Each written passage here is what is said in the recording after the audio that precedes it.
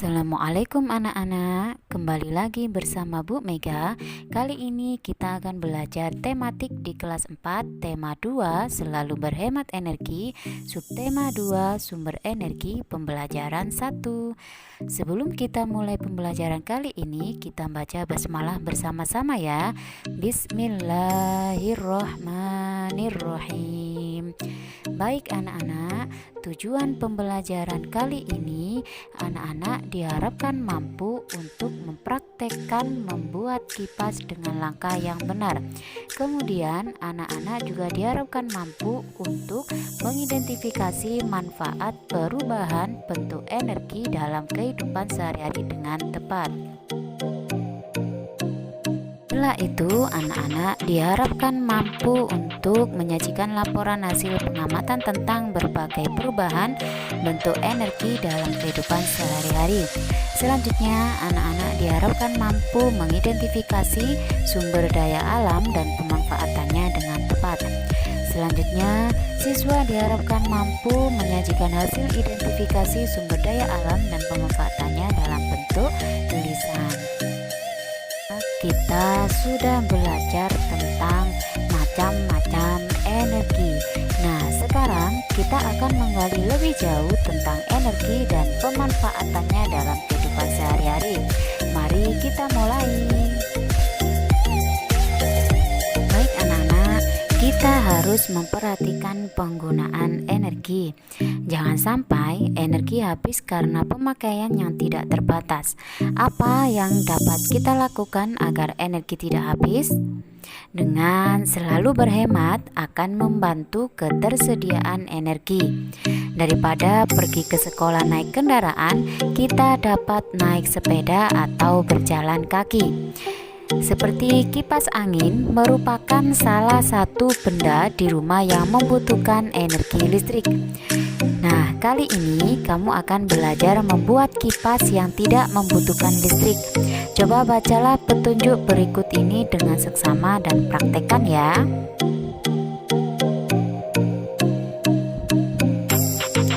Baik anak-anak, mari kita perhatikan video cara pembuatan kipas tanpa listrik ini. Silakan disimak ya.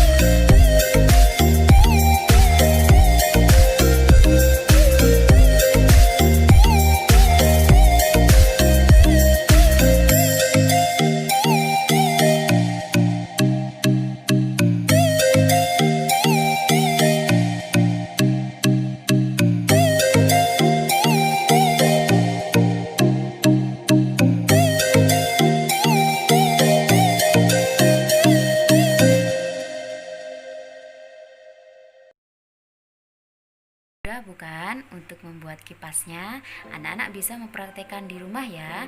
Anak-anak juga bisa mengkreasikan bentuk kipas sesuai dengan keinginan kalian dengan bantuan ayah ibu di rumah. Selamat mencoba. Baik anak-anak, seperti yang sudah kamu ketahui, energi dapat berubah bentuk menjadi energi yang lainnya. Nah, sekarang tuliskan energi yang digunakan dan perubahan energi yang terjadi. Saat melakukan kegiatan-kegiatan di bawah ini, coba diskusikan hasilnya dengan temanmu atau ayah dan ibu di rumah ya.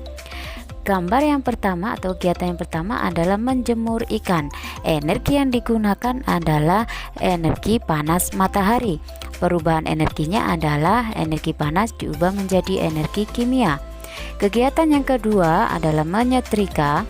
Energi yang digunakan adalah energi listrik. Perubahan energinya adalah energi listrik diubah menjadi energi panas. Kegiatan yang ketiga, bermain layang-layang. Energi yang digunakan adalah energi angin. Coba anak-anak, perubahan energi dari bermain layang-layang adalah apa? Bisa dicari sendiri ya. Kemudian contoh lain, menabuh kendang. yaitu energi yang digunakan adalah energi gerak.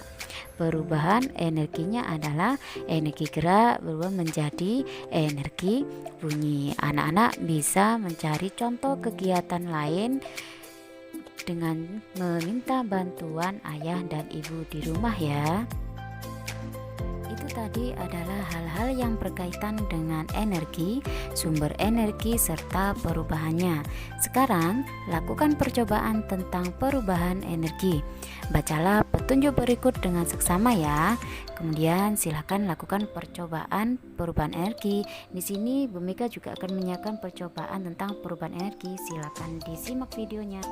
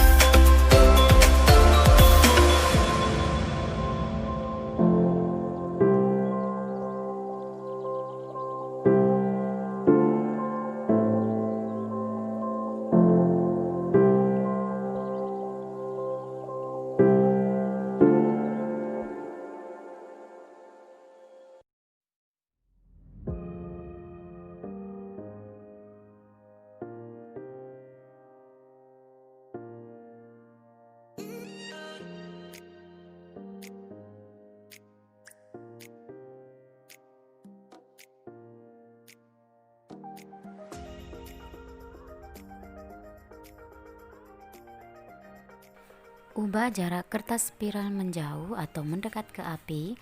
Apa yang terjadi? Tuliskan pada kolom berikut ini.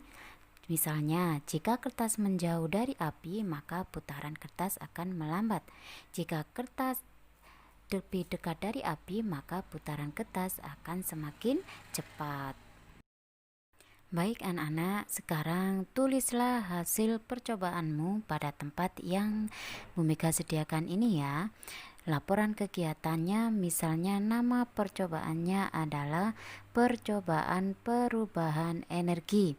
Tujuan percobaannya adalah membuktikan bahwa energi dapat berubah energi panas menjadi energi kinetik atau energi gerak. Alat-alat atau langkah kerja hasil percobaannya, kesimpulannya silahkan diisi sendiri ya. Baik anak-anak, mari kita membaca pada bacaan berikut ini. Saat sedang belajar bersama di rumah Lani, Benny terlihat tidak sehat. Seringkali ia batuk. Lani kemudian dipanggil ibu. Mereka berdua berbicara di dapur. Tidak lama kemudian, Lani datang membawa secangkir air. Ia menyodorkan minumannya kepada Benny dan meminta meminumnya. Setelah itu, Benny terlihat lega. Teman-temannya bertanya kepada Lani tentang minuman tersebut. Lani menerangkan bahwa ia baru saja memberi Benny air jahe. Ibu Lani membuat minuman dari jahe yang dicampur dengan sedikit gula. Di belakang rumah Lani banyak tanaman jahe. Banyak orang percaya bahwa jahe bisa membuat tenggorokan lega saat kita batuk. Jahe pun membuat tubuh menjadi hangat. Nah, bacaan berikutnya anak-anak bisa membaca sendiri ya.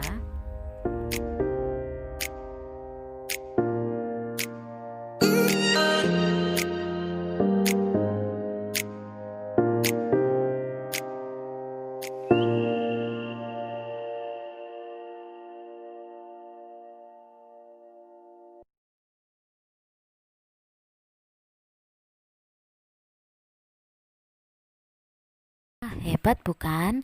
Ternyata sumber daya alam Indonesia yang berlimpah sangat banyak manfaatnya bagi tubuh loh. Banyak pula peminat yang berasal dari luar Indonesia untuk membelinya.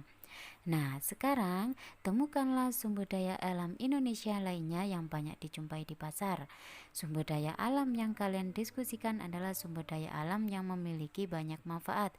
Bukan saja bermanfaat di dapur sebagai bumbu masak, namun juga bermanfaat untuk kebutuhan lainnya.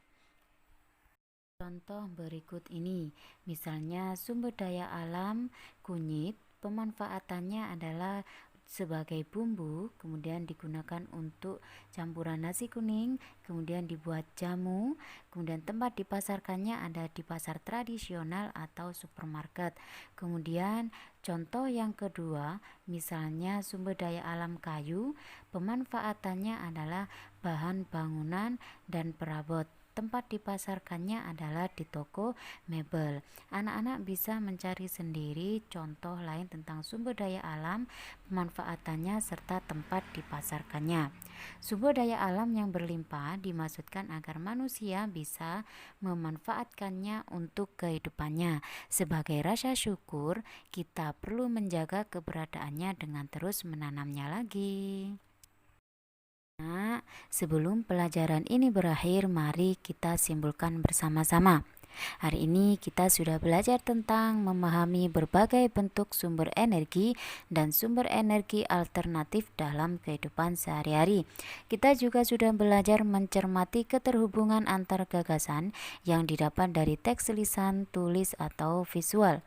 Kemudian kita juga sudah belajar mengidentifikasi karakteristik ruang dan pemanfaatan sumber daya alam untuk kesejahteraan masyarakat. Itu tadi kesimpulan pembelajaran hari ini ya anak-anak. Tetap semangat dalam belajar. Apabila ada yang kurang dipahami, silakan tulis di kolom komentar di bawah ini ya. Tetap semangat, jaga kesehatan, bisa minum minuman hasil rempah atau sumber daya alam yang sudah kita bahas tadi di rumah bersama ayah dan ibu ya. Baik, sampai di sini dulu. Wassalamualaikum warahmatullahi wabarakatuh. Sampai jumpa di materi berikutnya.